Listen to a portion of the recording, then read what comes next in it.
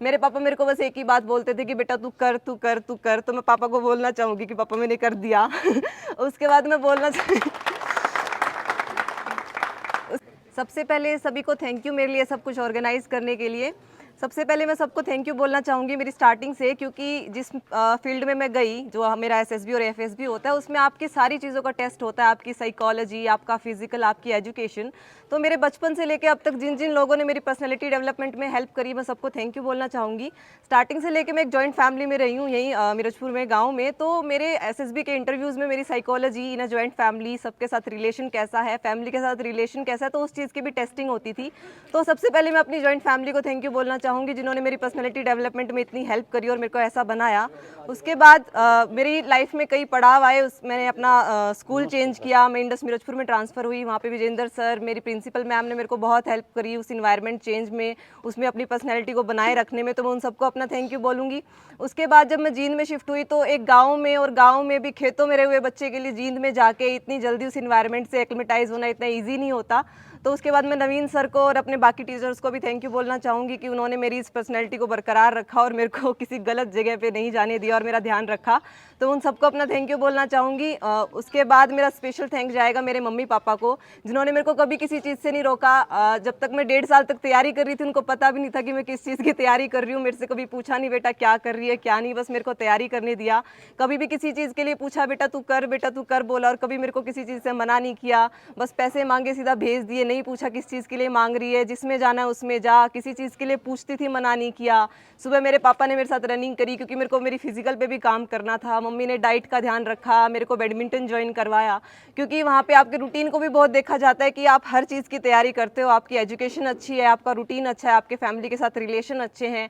पापा मेरे को पता नहीं किस किस तरह के पत्ते खिलाते थे मेरी डाइट को बढ़ाने के लिए और मेरी स्ट्रेंथ को बढ़ाने के लिए। तो उन सबको थैंक यू बोलना चाहूँगी। स्पेशल थैंक मेरे मम्मी पापा को जाएगा, जिन्होंने मेरे अंदर इतना ट्रस्ट दिखाया। पता नहीं कहाँ कहाँ मेरे को अकेले साउथ में, मैसूर में, वाराणसी, पता नहीं कहाँ कहाँ मेरे को इंटरव्यू और मेडिकल के लिए भेजा। जब कोई परेशानी आती थी मेरी हेल्प करी। एक बार मैं मेरिट आउट भी हुई, उस चीज़ में भी मेरे को संभाला कि बेटा तू कर लेगी तू कर लेगी। मेरे पापा मेरे को बस एक ही बात बोलते थे कि बेटा तू कर तू कर तू कर, तो मैं पापा को बोलना चाहूँगी कि पापा मैंने कर दिया। उसके बाद मैं बोलना उसके बाद मैं बोलना चाहूँगी कि मेरा मानना है कि पेरेंट्स का सबसे ज़्यादा रोल होता है आपकी लाइफ के अंदर, क्योंकि वही आपको बोलते हैं करने के लिए, आपको हौसला देते हैं। तो सभी पेरेंट्स से मेरी एक गुजारिश है कि आपके बच्चे के अंदर बहुत पोटेंशियल है, बस आपका ही एक रोल होता है कि वो पोटेंशियल आपके बच्चे के अंदर आपको दिखे और आप उसको हेल्प करो आगे लेके जाने के लिए। तो मैं सभी पेरेंट्स को बोलूँगी कि आप अपने बच्चों को आगे बढ़ने के लिए हेल्प करें। उसके बाद मैं 2-3 मिनट के अंदर कोशिश करूँगी अपना डिटर्मिनेशन और इंटेलिजेंस दिखाने के लिए, बच्चों को मोटिवेट करने के लिए। मैं जिस फील्ड में हूँ, मेरी बच्चों से बातचीत होती रहती है, उनसे मैं मिलती हूँ, सबके थॉट शेयर होते हैं, सबकी मेहनत दिखती है। तो मैंने मोस्टली देखा है कि हम बहुत सारे पेपर देते रहते हैं, साल में 4-4, 5-5 पेपर देते हैं, 5-5 इंटरव्यूज़ चलते हैं, उसके बाद मेडिकल भी चलते हैं। तो बच्चों के लिए बहुत हेक्टिक हो जाता है। तो एक इंटरव्यू और मेडिकल दे के बच्चे रुक जाते हैं, उसके बाद थोड़ा रेस्ट लेते हैं, उसके बाद फिर दोबारा स्टार्ट करते हैं। मेरे को लगता है कि मेरे इतनी जल्दी सक्सेस लेने में 23 साल की उम्र में सबसे ज़्यादा रोल इसी चीज़ का था कि मेरे को 2 साल मेरे पता ही नहीं चले कि कहाँ गए। एक भी मिनट मैंने रेस्ट नहीं लिया। हर टेस्ट के बाद नेक्स्ट टेस्ट की तैयारी करी, उसके बाद नेक्स्ट इंटरव्यू की तैयारी करी। तो वो रेस्ट मैंने नहीं लिया, शायद इसीलिए जो 2 साल मैंने अपनी लाइफ के इसमें गौप दिए, अपनी सिर में सिर्फ यही चीज़ चढ़ा के रखी 2 साल के लिए। मैं उसमें मानना चाहूँगी कि इतनी कम उम्र में इस चीज़ को हासिल करने का रोल इस चीज़ में था कि बच्चे इतना हेक्टिक प्रोसेस देख के बीच में रुक जाते हैं और रेस्ट ले लेते हैं, जिसमें आप बहुत पीछे आ जाते हो, आपको दोबारा सारी चीज़ें स्टार्ट करनी पड़ती हैं। तो मैं मानती हूँ कि 1-1.5 साल आपको लग के करना है, बस 1-1.5 साल बस इसी चीज़ में आप अपना दे दो, आप पता भी नहीं चलेगा कि कब होगा। मैं सिर्फ 2 साल से तैयारी कर रही थी, मेरे को अभी भी नहीं लग रहा कि मैं इतनी बड़ी वो अचीवमेंट ले चुकी हूँ। बस वो लिस्टें देखते थे, हर लिस्ट में अपना नाम देखते थे पेपर क्लियर का, फिर उसके बाद अपनी मेरिट की लिस्ट देखते थे। आज एक लिस्ट देखी जिसमें आपकी रैंक भी आ गई और आप मेरिट इन भी हो गए, तो आपको पता भी नहीं चलेगा, मुझे भी नहीं पता चला। बस मेहनत करते रहिए, एक दिन ऐसा टाइम आएगा। मैं बैठ के सोचती हूँ कि मेरे को पढ़ने की ज़रूरत नहीं है, मेरे को कोई पेपर देने की ज़रूरत नहीं है, मुझे कुछ करने की ज़रूरत नहीं है। तो सिर्फ मेहनत करते रहिए, आपका कोई आपको दिक्कत नहीं है। और ऐसा भी नहीं है कि आप अगर एक गाँव को रिप्रेजेंट कर रहे हो तो आपको इस चीज़ में कोई दिक्कत आएगी, क्योंकि मैं अपने हर इंटरव्यू इंटरव्यू में, हर मेरे सिलेक्शन बोर्ड में मैं अपने गांव मिर्चपुर का ही नाम लेके आई हूँ। वहाँ पे आपके गांव की सारी चीज़ें टेस्ट होती हैं, आपके गांव का माहौल कैसा है, आप गांव में पढ़े कैसे, आप फैमिली में कैसे रहे हो।